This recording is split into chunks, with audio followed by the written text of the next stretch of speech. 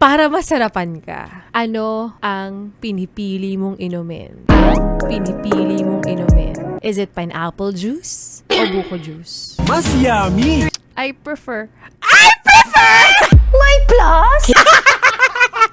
Para sa akin, buko juice. Bakit buko juice? Because it's tested and proven.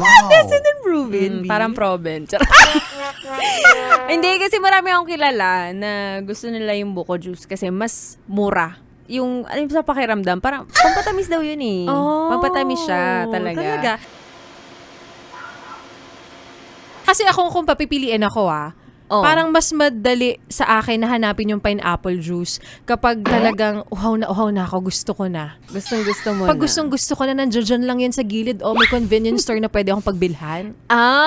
Sa bagay. Diba? Ang buko Oo. juice, parang kailangan paghandaan ko pa siya, na parang kailangan ko siyang hanapin. Magkakayod ka parang. Kakayod ka pa na. Magkakayod ka pa ng gano'n. na para bang Oo, tama. na para bang talaga, ay, handang-handa naman para buko juice kagad ang gustong banatan. Oo. Pero sa akin, most of my friends, ba't ba ka nag-English? Why not trying something new for me? And I think this is the good project for me. Parang suggested nila ang buko juice talaga. Oo, sabi nila because marami daw benefits sa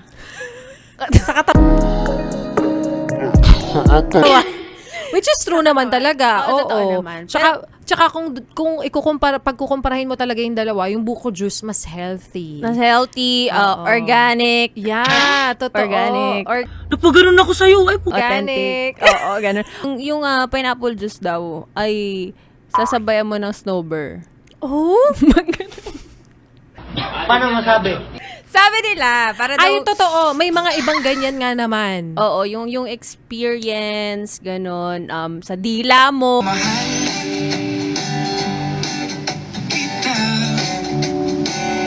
Yan, totoo. Talagang malalasahan ng dila mo lahat, Oo. ganun. May mga kilala nga akong ganyan, pinipili nila yung pineapple juice, tapos may kapares na snow bear. Oo, di ba? Ang galing, no? Si yung...